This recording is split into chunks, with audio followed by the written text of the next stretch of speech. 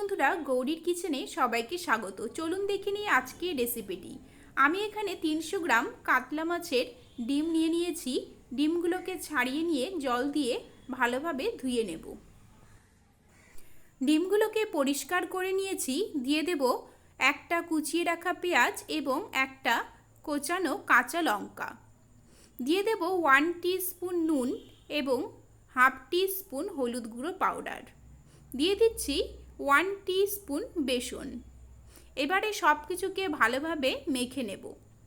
অন্যদিকে কড়াইয়ে দিয়ে দিয়েছি 3 টেবিল স্পুন তেল। তেলটা প্রথমে ভালোভাবে গরম করে নেব। তারপরে গ্যাসের ফ্লেমটা একদম লোতে রেখে একে একে ডিমগুলো ভেজে নেব। আমি একটা একটা করে ডিম ভেজে নিচ্ছি। আপনারা চাইলে একসাথে অনেকগুলো ভেজে নিতে পারবেন। ডিমগুলো কড়াইয়ে ছাড়ার পরে প্রথমে একদিকে 2 থেকে 3 মিনিটের জন্য হতে দিতে হবে। তারপরেই আরেক দিক উল্টে দেব, না হলে কিন্তু কড়াইয়ের চারোধারে দেখবেন ছড়িয়ে যাবে ডিমগুলো। এবং আমি যেইভাবে ডিমের উপরে তেলটা দিয়ে দিচ্ছি সেইভাবে কিন্তু তেলটা দিয়ে দিতে হবে, তাহলে ডিমের মাঝখানটা ভাজা হয়ে যাবে। ডিমটা দেখুন হালকা ব্রাউন কালার চলে এসেছে, ভাজা হয়ে গিয়েছে। একে একে আমরা অন্যগুলো ভেজে নেব। ঠিক একইভাবে কড়াইয়ের মধ্যে দিয়ে দিয়েছি। একদিকটা ভালোভাবে ভেজে নিয়ে আরেক দিকটা উল্টে দিলাম। তারপরে দুপাশেই নেড়ে চেড়ে নিয়ে হালকা ব্রাউন কালার করে ভেজে নিলাম।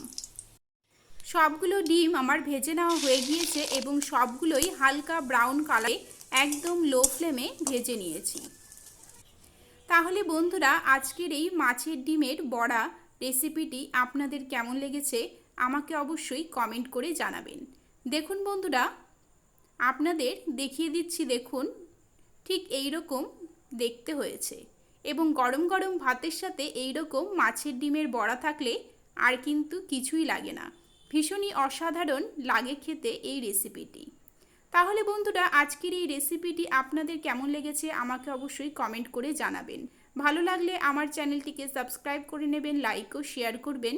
এরকমই আরও অনেক রেসিপি আমার চ্যানেলে রয়েছে, সেগুলোর লিঙ্ক ডেসক্রিপশন বক্সে আছে। তাহলে আজকের মতো এখানেই শেষ করছি। দেখা হবে নেক্সট রেসিপি নিয়ে। ভালো থাকবেন, ভালো রাখবেন, ভালো ভালো খাবেন। নমস্কার।